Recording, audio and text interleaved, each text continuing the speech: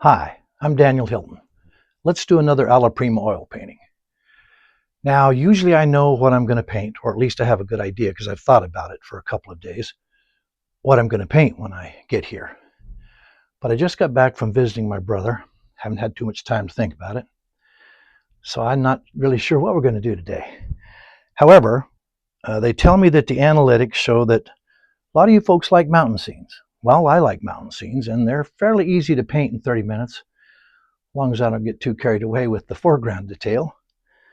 So let's do a mountain scene. And while we're at it, I'll tell you about a couple of characters I worked with in the mountains, on the plains, all over the United States. So let me get my glasses, start the timer.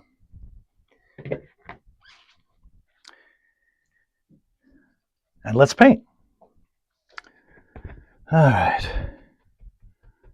I told you that when I was young, let's see, I'm going to have a blue sky with some clouds in it today. I told you when I was young, I worked for a company that built power line, really all over the United States. And I'll tell you something, the people that work transit construction, they're kind of characters. And I met a lot of characters when I was working transit construction. Now, I know that people that meet me can say they've also met a character, but at least the characters I met were pretty interesting. And the people that meet me, I'm not sure they have the same feeling. Okay, that's okay.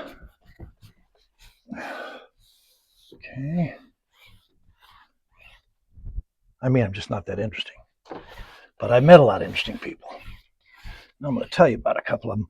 Now, today I want to have some of those, they call them horsetail clouds, that,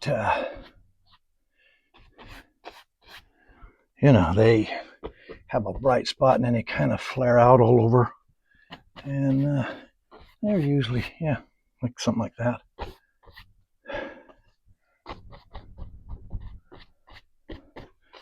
And you see them a lot times over the mountains. So I think I'll do something like that. Let's blend that and see if we like that or not.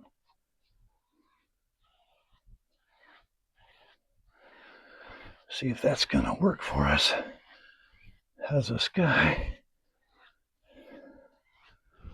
Excuse me a minute. I think that works. And got one more going over here. Okay, what are we going to do here? Let's see.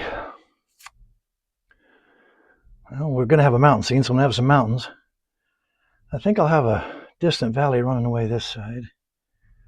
And a foreground. Yeah, let's see how that works. All right.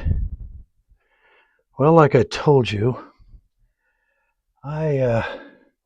when I was younger, I worked for a company that built power line all over the United States. They were closing in the grid to try to stop all of the brownouts and blackouts that were happening in the eastern United States at the time. And so it was a good job. And I started out as a ground man, grunt we called him, worked my way up to materials coordinator, then a superintendent, then a project engineer, and finally I managed a few projects. Anyway, like I said, you meet a lot of characters. Maybe a taller one, huh? Meet a lot of characters in a job like that. When I first showed up on the job, went to the office, met a guy named Denny, and Danny told me that I needed to go to the show up and report to a guy named Chuck. Big Man Chuck, they called him. And I needed to go report to him. And I said, okay, what does he look like? He said, don't worry about it. You'll know who he is. Just look for the biggest man you've ever seen in your life, and that'll be Big Man Chuck. So I did. Well, I asked him, I said, "Are you serious?" He said, "Yeah, just look for the biggest man you've ever seen, and that'll be Chuck." So I went to the show-up yard. The show-up yard's where everybody shows up in the morning, obviously, to do their day's work. And I saw him immediately. I saw this really big man on the other side of the show-up yard. And Chuck was a big florid-faced Irishman. And this morning he was especially florid-faced. He was over on the other side of the show-up yard by a manhole truck. There was a crew standing around the truck. And I mean, he was stomping back. I could hear him all the way across the yard. He was stomping back and forth. He was cussing. He was yelling. He was mad about something. Now, the other guy I want to tell you about is Lee. And as opposed to Chuck, Lee was not a very big guy. He was a little slim guy. In fact, he looked a lot like John Lennon of the Beatles. Okay, let's put some shadow on. He wore these little round glasses, and he looked a lot like John Lennon. He had really long hair, and he kept it in a ponytail down the back of his down his back. And anyway, most of Big Chuck's ire seemed to be directed at him. Now, I want to explain about their relationship. These two men, Chuck and Lee, they had an interesting relationship. They liked each other. They trusted each other. And what Chuck liked about Lee was a foreman. Chuck was a general foreman. Lee was a foreman. What Chuck liked about Lee was he could give him any job, no matter how difficult, no matter how tough, how hard to figure out. And Lee would figure it out and get it done. He would just, I'll tell you, I think I told you, but he was one of the smartest men that I ever met in my life. So clever. And so Chuck knew he could trust Lee to do difficult jobs. But Lee also frustrated him. Whereas big man Chuck was larger than life, and I mean larger than life. But while he was larger than life and, very very brusque, kind of like almost like, kind of like a big ogre type guy. Well, Lee was small and slim and very cool, very hard to fluster.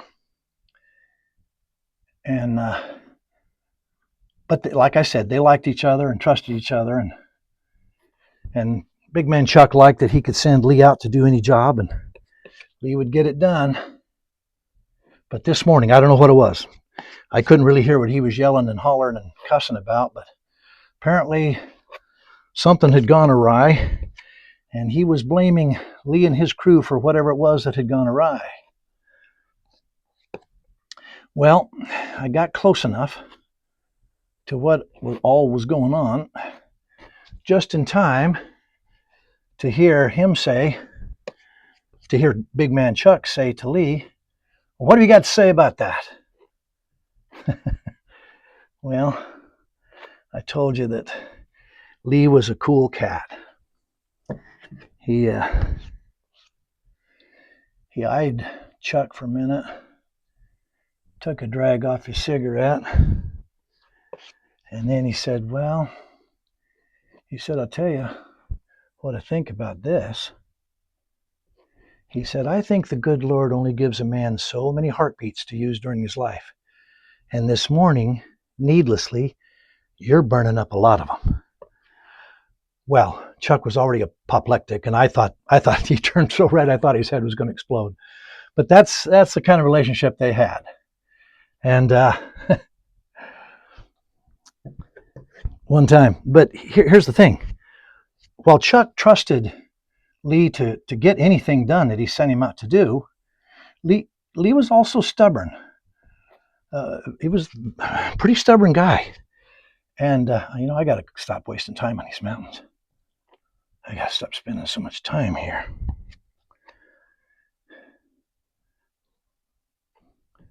Yeah. What do you think? Think they look all right, do you? I don't know about that one. Let me break that one up a little.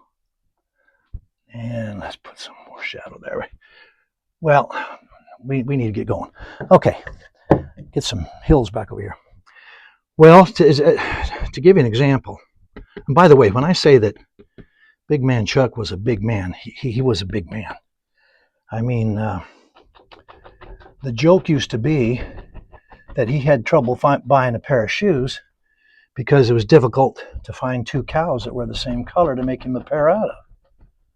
And if you'd seen him, you'd know that that was only partially a joke. But yeah, I'm going to have a valley down here somewhere, I think.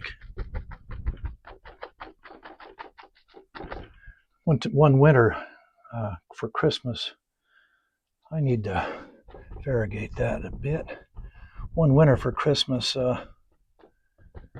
Chuck's wife, I need to put some dark against that mountain just to make it stand out.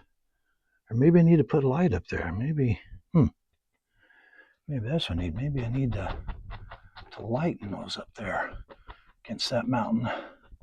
Make it show up a little bit better. One winter, Chuck's wife knitted him a new sweater for Christmas. And Lee asked him one time, said, how many Walmarts did she have to go to find that much yarn? Like I said, he was a big guy. Excuse me, I'm gonna look here a minute. Well, anyway, like I said, Lee was also kind of stubborn, liked to do things like a clever man, very clever man, but he liked to do things his own way. Well, one time, by the way, this happened in the winter, and if you have in Nebraska, and if you have ever been in Nebraska in the winter, then you know that when it snows in Nebraska, the wind also blows like mad. And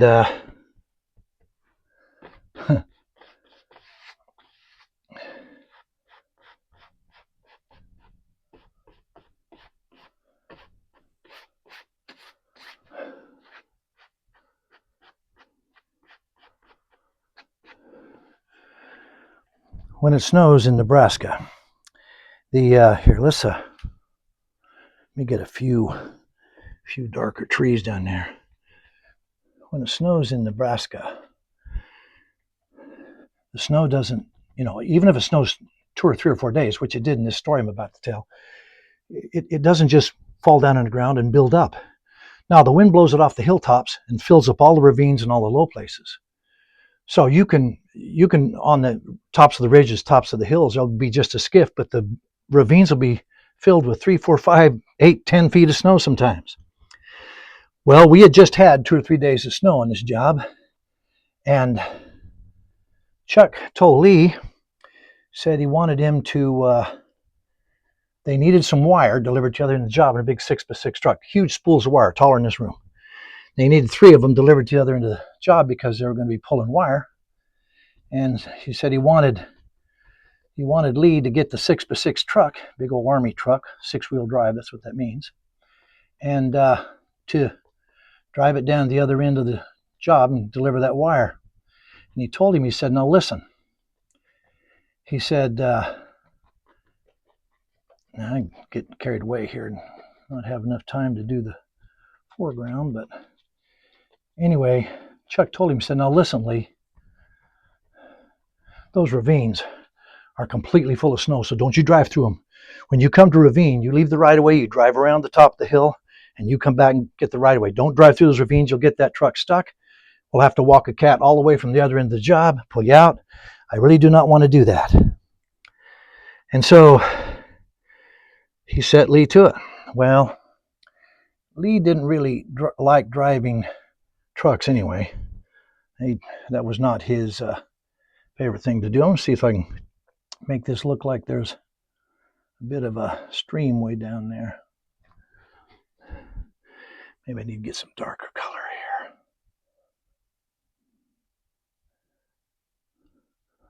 here. Anyway, Lee didn't like driving truck anyway. And so at first he did what Chuck told him to do. He drove around the tops of the ridges, and yeah, that's going to have to look like it. Okay, now I'm going to have foreground here. But eventually, let's see. Let's put a foreground in here. I'm going to have something like this. Something like this. Eventually, Lee came to a ravine that he didn't think there was that much snow, and he was tired of driving around the tops of the ridges all the time. So he put the gas to that big old 6x6 truck, and off he went. And he didn't go very far until he got that thing just as stuck as it could be. I mean, up to the axles. He couldn't go forward. He couldn't go back. He couldn't go anywhere. Well, I happened to pull up behind him in my truck about the time he got it stuck. And I'm going to have a rock face right here. Goes down like that.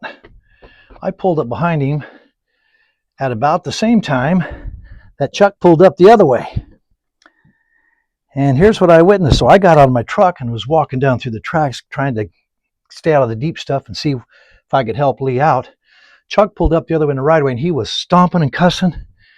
I told you not to do this. I told you not to do this, Lee. You get your butt over here now.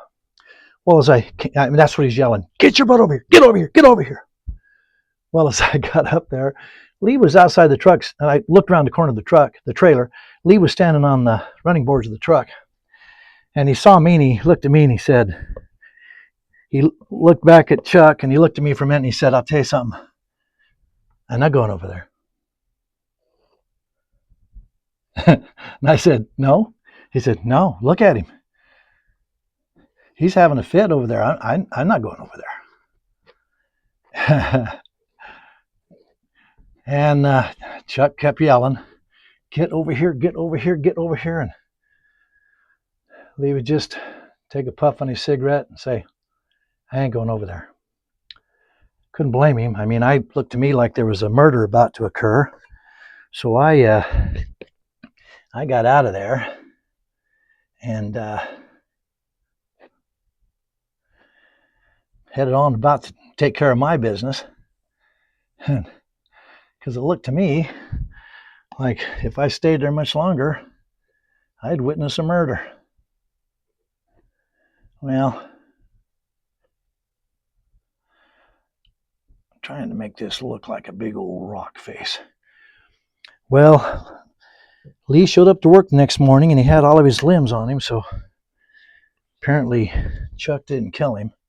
But they did have to walk a cat down the right-of-way and pull out that truck out of the snow. But that's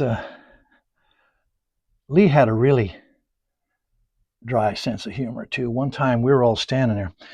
The show-up yard was in one of the show-up yards was in Sydney, Nebraska. And out on the interstate, just before you get to Sydney, there was this big sign that said, I'm wasting a lot of time here. There's this big sign that said, the first Cabela's, 2 miles. And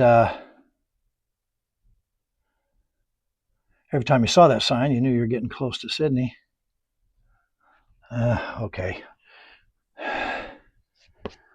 I got to leave this, or I will not get done.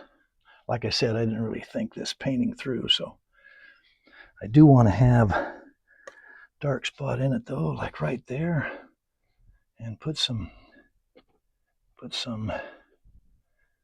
marks in it to make it look like a rock. All right. Well, back over here, let's get some big old trees going. Anyway, we were the power line we were building was above Lodgepole Creek, which was a tributary of the South Platte River. And the valley that it flowed through was about, I don't know, 3 miles wide or so. You could just barely, if you looked over, you could just barely see the vehicles moving on the interstate over there. And we were standing there talking one time, and one of the fellows standing there said, "Hey, look, I think I can see that big sign over on the interstate." Well, now, the sign said, like I told you, the sign said, Original Cabela's, exit 2 miles.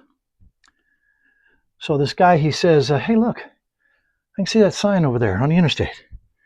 And I said, "You mean the one that says Original Cabela's 2 miles?" And Lee looked at me calmly and said, "Man, Hylton, you got good eyes."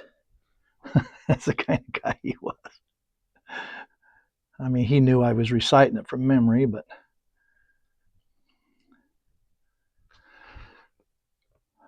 okay. Oh, I got 10 minutes. I got to go here, folks. I got to get going.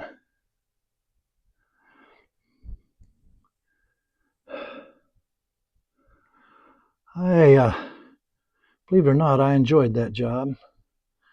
I was pretty good at it. And, okay, I'm going to have to move up to a bigger brush. Let's use this one right here. I gotta make time here, folks. I liked that job. I was pretty good at it and paid well, and especially for those days when the economy wasn't all that good. And I liked the guys I worked with. Like I said, they were characters, but I liked them. They were good guys.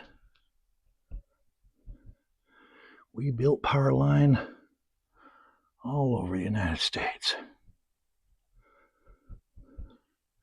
And we did manage to stop the blackouts that had been occurring in the Northeast, New York, Connecticut, up in there.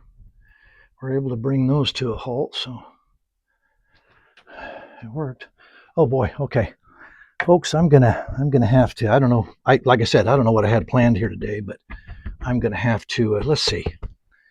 Let's get some, let's have this come up like this. Kind of close off that rock face a little bit. And, because I am running out of time. Like I said, I didn't really plan this one today. Yeah, but that, okay.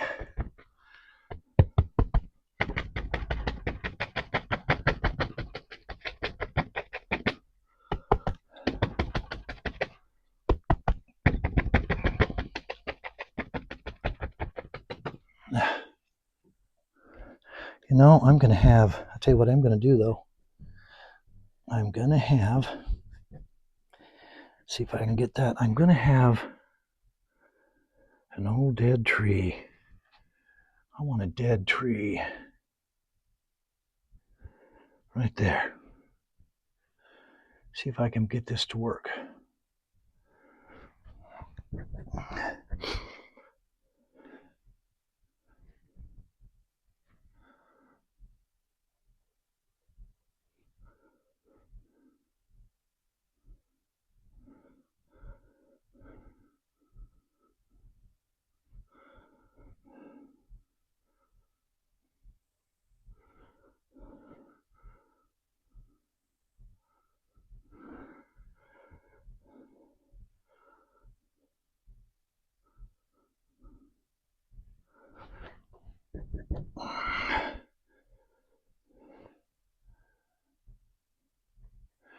I'll tell you something else about Big Man Chuck. He was all about the work. One time the puller cable, the brakes had failed temporarily on the puller cable. It pulled, the puller cable was a 1-inch cable that you had to pull between the structures before you could pull the wire. And One time the puller cable broke, or the brakes gave way and the puller cable had gone backwards and fallen on the ground. You never really want it to fall on the ground, but it had done that. It had gone back and fallen on the ground. Well, let's see, I'm gonna have, I got 6 minutes. Well, I happened to come to the spot where it had fallen, or it would, when they tried to pull it again, it wouldn't pull. It apparently had got hooked on when it fell to the ground, apparently got hooked on a rock or something, and they couldn't get it forward. So they were wanting somebody to go down the line and see if they could figure out what was wrong and loosen that cable. Well, I happened to get to where it was, and it was hooked around a rock. And now it was pulling one way. Now, when you have a cable, a big old cable like that, and it's hooked on something, you never want to get into the bight. And that's spelled, it's a Navy term, B-I-G-H-T. Okay, let's see. Let's have some flowers here. Let's finish it off that way. Let's have some flowers growing on this hillside. Anyway, you never want to get into the bight of the cable. Now, we called it B-I-T-E. It's a naval term, B-I-G-H-T, and it means the part that the cable, once you release it, is gonna sling toward. Well, I was not all experienced, and I parked my truck and ran down there, and I grabbed the cable, and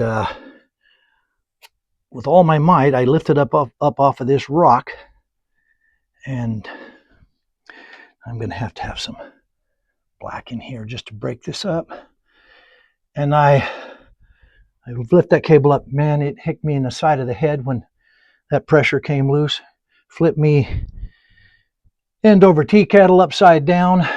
Knocked a tooth loose. Knocked some the tissue loose on the inside of my mouth. And oh boy, it was a mess. Well, Big Man Chuck showed up on the job, or showed up at the site about that time, and all he said to me was, "You stupid boy." Well, he called me kid. He said, "Are you stupid, kid? What are you doing?" And I said, "Well, I just got hit by the cable." He said, "Yeah, you were in the bight. You don't do that." Well, he was right. I shouldn't have done that. But that's all he said to me. He said, "You stupid." And he said, "Look, let me tell you something. You go getting yourself killed here doing something dumb like that." He said, "We don't have time for funerals. We don't have time to buy flowers and get all dressed up. So you kill yourself, Hylton, and we're going to walk slow and talk low for a few minutes, and then we're going to go right back to work. So you don't need to be killing yourself like that." Well, I wasn't hurt as bad as I first thought. In fact, I didn't even take the day off. I continued working. Okay, 3 minutes. Wow. Let's I don't know about this painting. Oh well. Let's have some flowers. Let's just pretend like there's flowers all over this. What do you say?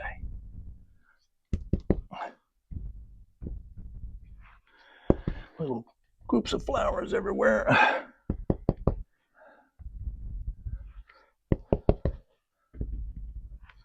Yellow ones.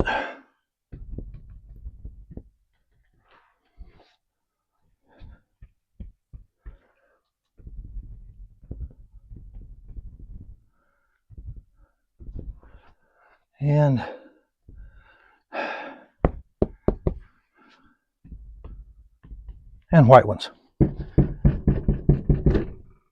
And let's have some white flowers. Just masses of white flowers, as if there's a meadow here.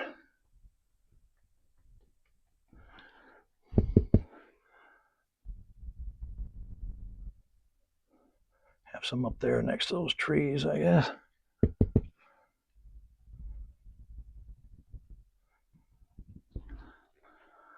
I don't know what that looks like. But we're probably gonna have to live with this. I want there to be some bright white in there. Yeah, I don't know about this painting. Hey, you know what I need to do? Need to fix this though. Need to fix that one tree right there. It needs to come all the way down. We got 30 seconds. Needs to come all the way down to there. Over that rock, make it kind of push that back. Okay, now let me just take this. We got 10 seconds. Let me just take this and put some big flowers here in this corner.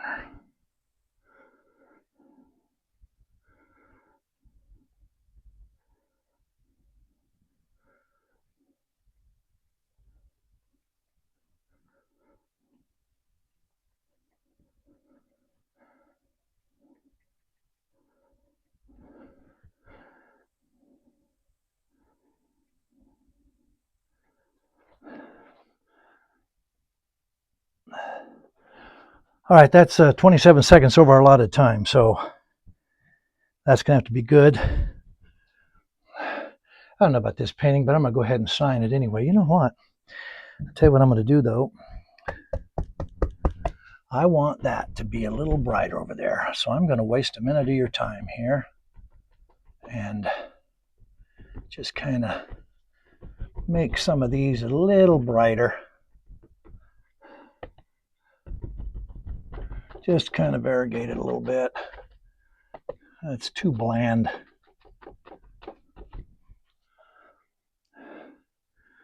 Well,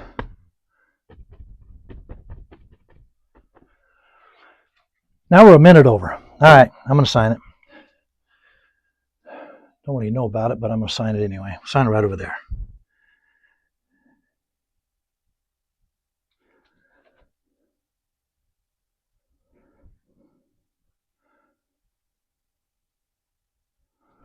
Oh, and this is number 7 if we decide to keep it. So we'll put a number 7 there. All right.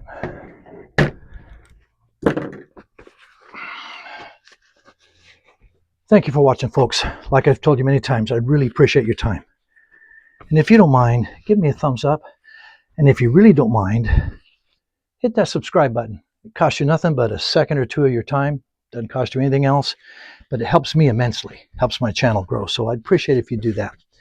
And tell someone about it. Share it.